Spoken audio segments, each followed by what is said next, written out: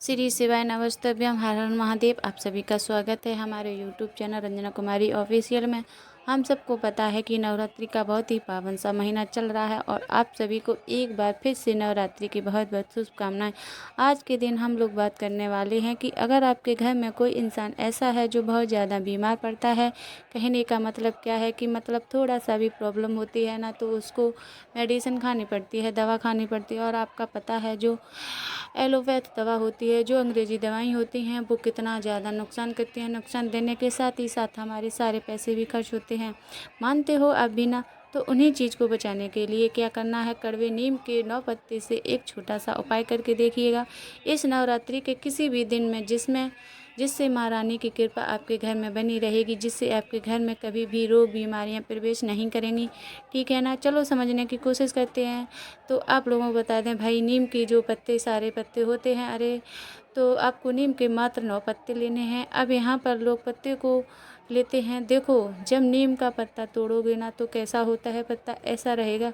फिर ऐसे ऐसे आप पत्ते को आपको क्या करना होगा, जो नीम का पत्ता है आप लोग वह इसको तोड़ लोगे। ठीक है ना? जैसे ये हो गया, आपने नीम का पत्ता तोड़ लिया, डंडी वगैरह को हमें इस्तेमाल नहीं करना। ठीक है? कितने पत्ते लेंगे? नीम के 9 पत्ते लेंगे। अच्छा, एक बात और बता दूं, नीम के पत्ते होते हैं ना, जो नीम का पेड़ होता है एक्चुअली में ना, वो 2 टाइप के होता है। एक होती है मीठी नीम और एक होती है कौन सी नीम, कड़वी नीम। अगर आप लोग कड़वी शिरडी जाओगे, कभी जाओगे शिरडी अगर, तो वहाँ शिरडी में आपको देखने को मिलेगा कि वहाँ से साईं बाबा का स्थान है ना, वहाँ पर आपको मीठी नीम देखने को मिलेगी। और बहुत सारे ऐसे जगह हैं जहाँ मीठी नीम है, बट इस उपाय में मीठी नीम से हमें उपाय नहीं करना है। जो कड़वी नीम होती है उसी के 9 पत्ते लेने हैं।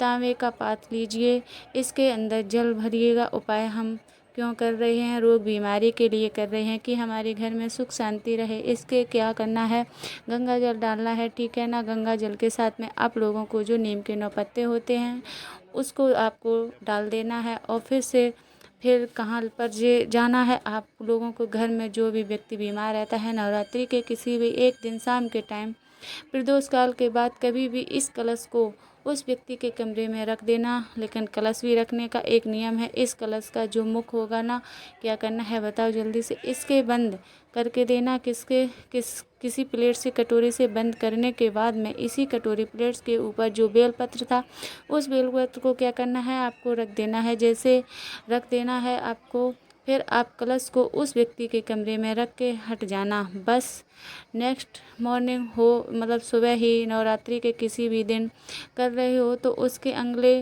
वाला जो दिन होगा, इस कलश को उठाना, पूरे घर में एक बार घूम लेना। घूमने के बाद में बेलपत्र को आप अपने पास रखेंगे और ये जो कलश का जल है नीम का वृक्ष के नीचे ही लेकर आएंगे और वहाँ पर समर्पित कर देंगे। देखो, कुछ लोग सोच रहे होंगे भाई ये नीम के पेड़ के नीचे क्यों समर्पित करेंगे? अगर आप लोगों ने बेलपत्र है और हमेशा बेलपत्र ही है, पता है आपको, तो जो देवी माँ होती हैं ना, ऐसी मानता है कि नीम पेड़ के नीचे देवी माता का वास हो पूरे 9 दिन होता है। इसलिए नीम पेड़ की जड़ में ही आप लोग को क्या करना है, आप पूरे जल को चढ़ा देना।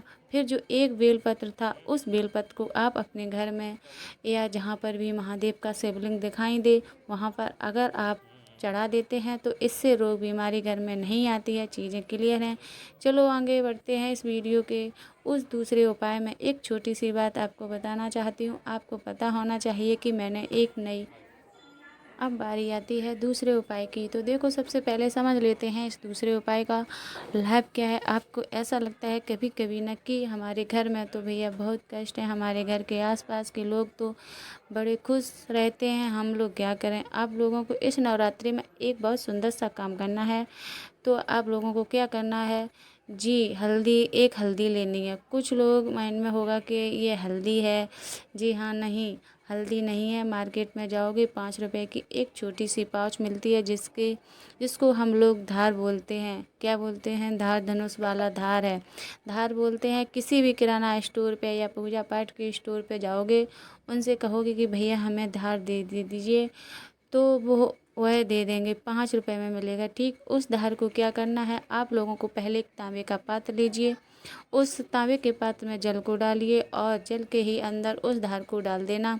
अब धार को डालने के बाद में देवी माता को तो समर्पित नहीं कर पाओगे ना। लेकिन मैंने आपको बताया है कि इस नवरात्रि में जो देवी माता है उनका वास माना गया है कहाँ पर, तो वास माना गया है नीम के पेड़ के नीचे। तो आपको क्या करना है, उस पूरे के पूरे धार वाले जल को नीम वृक्ष के नीचे डाल देना है। अपनी कुल देवी या अपनी कुल देवता का ध्यान करते हुए बहुत सारे लोग परेशान हो गए होंगे ना कि हमको तो कुल देवी का भी नहीं नाम पता है, हमको तो अपनी कुल देवता का भी नाम नहीं पता। अगर आपको नहीं पता है तो आपके घर में कोई बूढ़े या बुजुर्ग हों या आपसे कोई बड़े हों, आपके देरानी जेठानी जो भी हो ना, आप उनसे पूछिए कि हमारे कुल देवता कौन है, हमारी कुल देवी कौन है। उन्हीं का स्मरण करते हुए उस धार को पूरा का पूरा कहाँ चढ़ाना है, नीम वृक्ष के नीचे। नीम वृक्ष के नीचे, इसका कारण क्या है, मैंने आपको बताया है कि नीम पेड़ के नीचे ही आपको होगा कि 9 दिन देवी माता का वास माना जाता है। करके देखिएगा, आपके घर में किसी भी प्रकार की तकलीफ़ें परेशानियां होंगी और हमेशा के लिए ख़त्म ज़रूर हो जाएंगी। तो आगे बढ़ते हैं इस वीडियो के तीसरे उपाय की तरफ।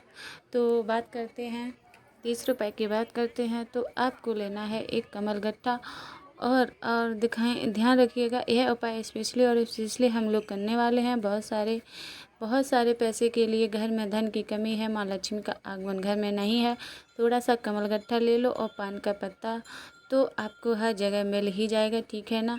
3 रुपये में एक पान का पत्ता खड़ा मिलता है। ध्यान रखिएगा, कटा फटा हुआ पत्ता नहीं होना चाहिए। आपके पास में कितने कमल गट्टे हैं, 2 या 3, तो 4-5 जो भी हों, है ना। उन कमल गट्टों को क्या करना है, आप लोगों को मतलब ले लेना है, पान के पत्ते के ऊपर रखना, ठीक है ना।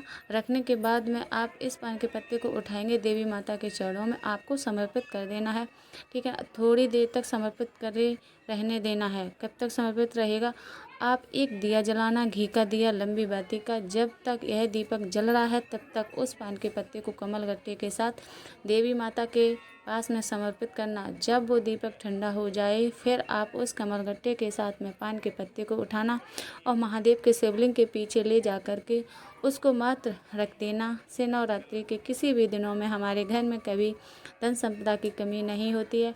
अगर बढ़ते हैं इस वीडियो के आखिरी और अपनी इच्छा पूर्ति को उपाय के लिए, तो लेकिन सबसे पहले वीडियो को करिए लाइक। जिसने अभी तक चैनल को सब्सक्राइब नहीं किया, मेरी आवाज़ आप पहली बार सुन रहे हैं तो चैनल को कर लीजिए सब्सक्राइब। यहाँ पर शक्कर आपको लेनी है, थोड़ी सी शक्कर लीजिए और उस शक्कर को लेकर के महादेव के शिवलिंग के पास पहुँचना।